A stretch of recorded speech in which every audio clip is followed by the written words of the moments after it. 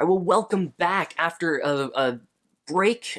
Well, welcome back after a 3-week break. We are entering into our 8th video here in the Good and Beautiful Life series, and today we're talking about learning to live without vainglory. Now, many of us might be familiar with the 7 deadly sins. Well, the Orthodox Church long ago added an 8th, and they added vainglory. Because in vainglory, we find the false narrative that our value is determined by others' assessment. My value is determined by your assessment of me.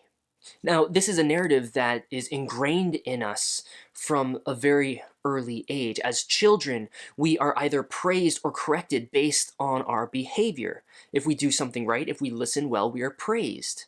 If we do something wrong, we are chastised, we are corrected. And so we learn fairly early on that what we do determines how people will treat us.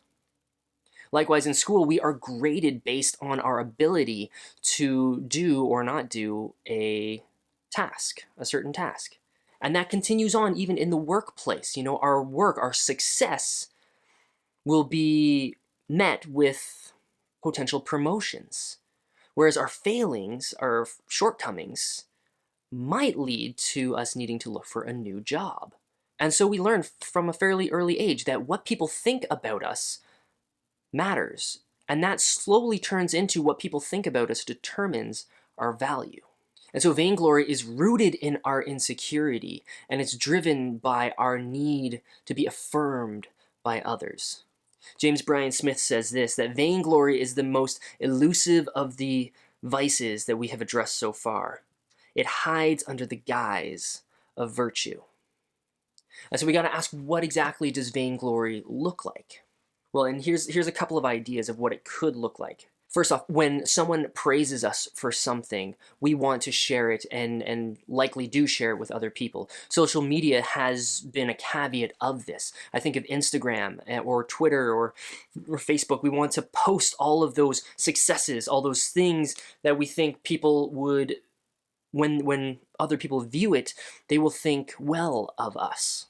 But also, like social media, many of us know that it is often a lie. We know intellectually that if we go to someone's Instagram page and we see all the pictures are perfect, we know that is not real life. We know that it is false. We know that no one lives such a perfect life. And yet, nevertheless, we bombard ourselves constantly with all these posts of happy-go-lucky people in wonderful places and around the world doing exciting things, and we think, I wish my life was like that.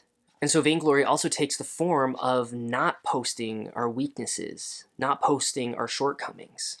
Name dropping could also be a form of vainglory because we want people to think that we run in prominent circles with popular people, with well-known and educated people.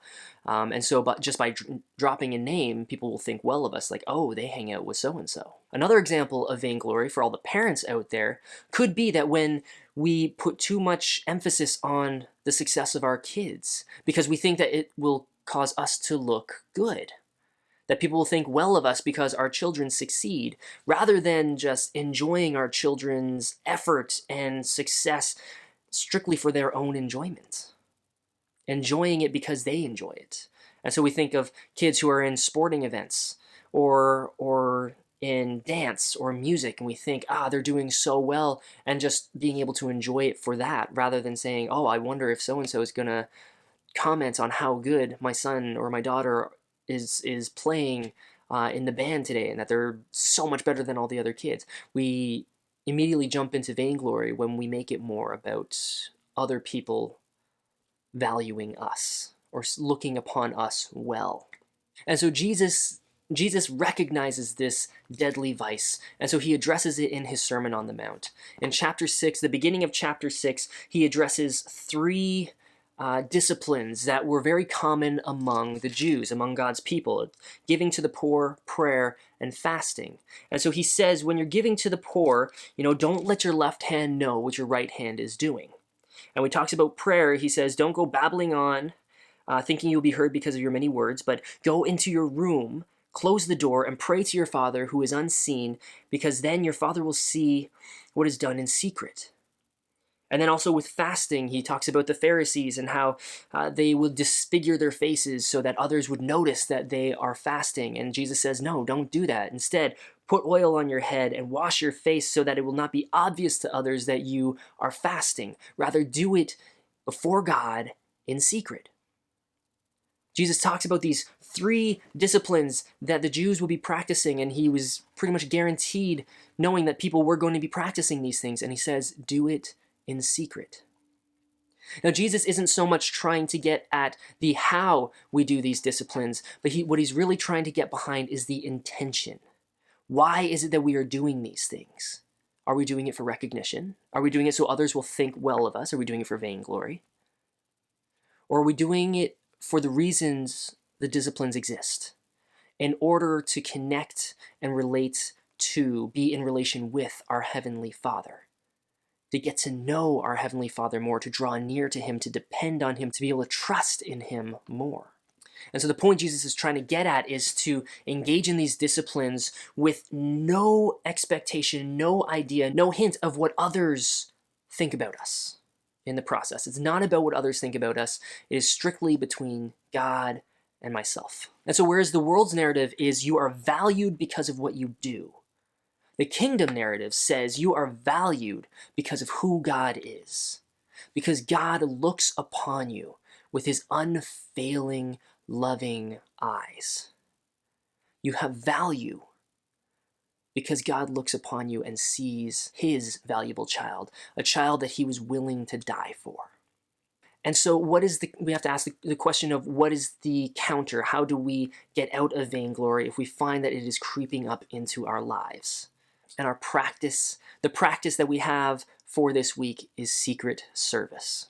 And so our challenge this week is to engage in 5 secret services that will help lighten the load for someone else.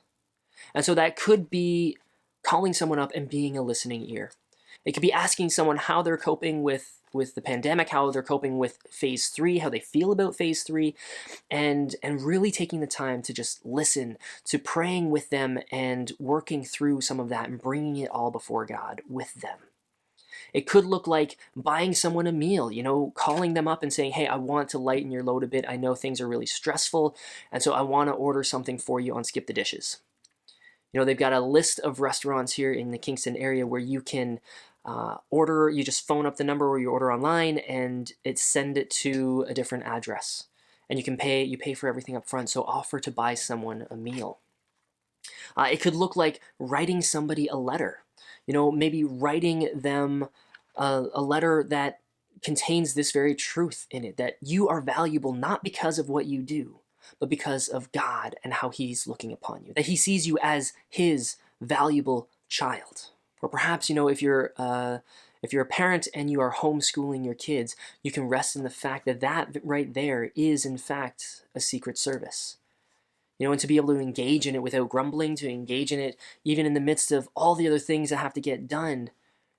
You are serving your child, even in the midst of a pandemic where everything's been thrown up into the air. You are helping them by giving them the structure that they need to thrive.